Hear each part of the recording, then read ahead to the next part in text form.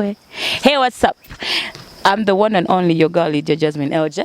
Ngamba saba. Banange subscribing ku SMX Media.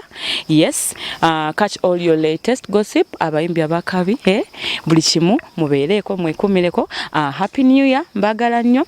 Wesita Musimanga omwaka guno era agwetisse nnyo ye musiyazi yekasi sinzo kubona n'abasajja b'ebweru ako Bulaayi. Walabako ekifaananyi nga bamupropose nze. Mbwe ekyo ekifaananyi oyo omusajja yali very oversizes. Mbuche ya mokola mbwa inebisirani mu basajja oyo mwana tu sister.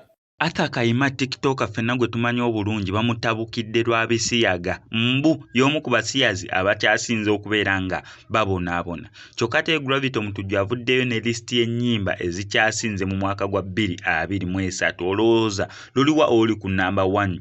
Ate ye Alien Skin kyakoze aba Spark TV naye bannange Alien Skin wabeera nga akwagadde agenda kuwa interview nga akuwadde attention naye wabeera takwagadde agenda kuwa interview ng'ali ku bibye naye ate nga tajjeewo kiri erimbu nera ali mukubeera nga akuwa interview nera mbu ali mukubeera nga addamu bibuuzo byo. Awo obeera oyagala okimanya obulungi oba okukitegeera obulungi genda obuuze ku Basanyuka TV.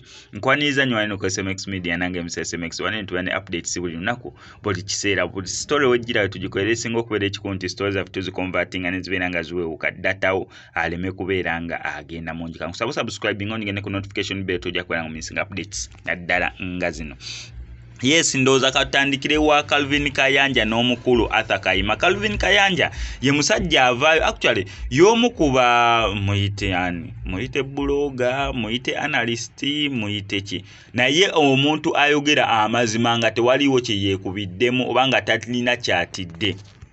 Nakakati Calvin Kayanja avudde n'atakinga Arthur Kayima n'amutegeeza ye lwaki mbeera mbimwogera. Akatamika nkakutereko nawe osobola okubeera nga okalaba mu bujjudde bwako. Wesita Musimanga omwaka guno era agwetisse nnyo ye musiyazi yekasi sinzo okubonaabona n'abasajja b'ebweru ako Bulaayi.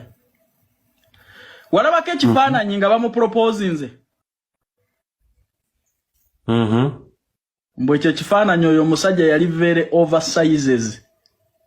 Mbuche ya mokola mbwa inebisirani mu basajja oyo mwana tu sister.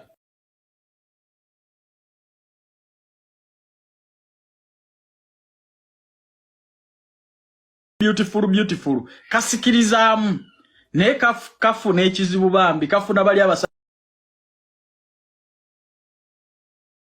Eyo nga tuvuddeyo nga tetunagenda kwa Alien Skin ate ye Gravity omutujju nga omanyi bebe ku list tugisuubira olunaku actually atera gikola ku lunaku engeri enkya gyeri Monday tuyinza ogifuna ku Lwokubiri bebe ku list yes tuyinza ogifuna ku nnaku z'omwezi nga 2 nagenda kubeera nga ata bebe ku list buli omu gye yeesunze okubeera nga alaba naye nga tanaba kubeera nga agita abayimbi abasigadde radio stations ezisigadde TV stations ezisigadde zatandise okubeera nga zikuba countdown y'omwaka ennyimba ezikyasinze mwaka 2023 nera ne Gravity omutujju avuddeyo kubeera nga akola list ye nga woosobola okubeera nga omwewulirirako nera Gravity omutujju y'ono.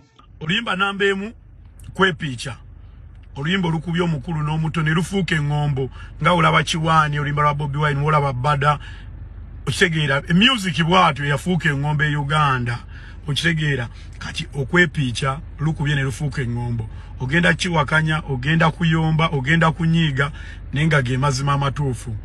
Okwepiica number 1 pate ndenga kuwe pate number 2 oluyimba lwa Alien Skin lukubye nnyo number 3 oluyimba bwe paba ne mala nkukwata bwe paba ne nkunyweza ne nkufiirako nze bwenti bwe paba oluyimba kikubye buli bbaala.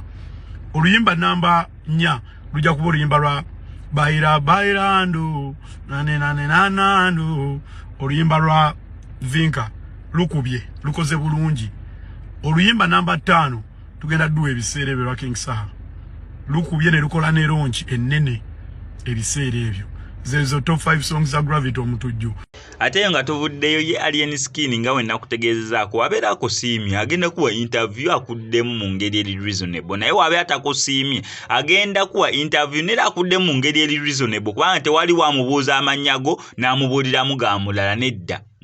Nera w'omubuuza amanya gajja kuddamu ekyo line gy'omubuulizaamu gyakuddamu teriyo gw'oyinza gamba munera olina abakyala bameka n'akugamba nedda atakubuzaabuuza akubuulira ansa gy'obeera oyagala okuwulira ye gy'akuwa takubuulira kikyobeera okuva gy'ali akubuulira kikyobeera oyagala okuwulira naddala nga takusiimye ekyo oyinza kibuuzaako Abasanyuka TV ne interview gye baamukolako ng'ava e Dubai yali ava Dubai nsuubira yes omulundi gwe yasooka okugenda e Dubai n'akomawo interview gye yasabuliramu Abasanyuka TV kyali kikabuka interview ya Lenskin yeeno ku Christmas ndi mufumbo olina abakyala bameka bawera gwe kyona okumanya bawera wadde nyongera kana yayongera abaana bangi omukyala agamba yakwagalako mukazi nakyanjagalako jasi gwe kyomanyi buli kimu ekisobola okungobesa omulala ye kyanjagalako olina ebisanyizo ebisobola okuzza omukazi n'atuula wansi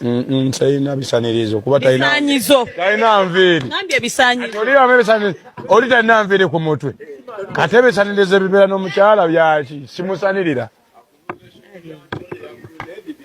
yawedde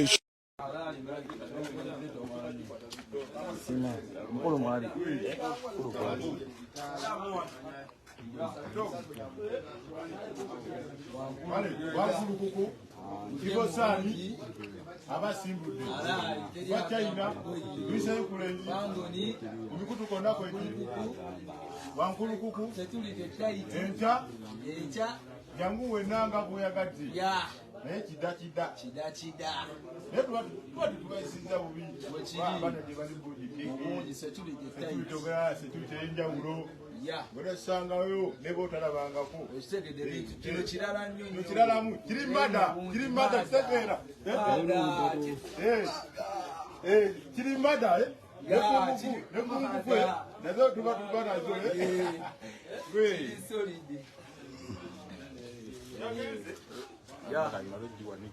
Seti watano nenga nkwacha festival wagwanu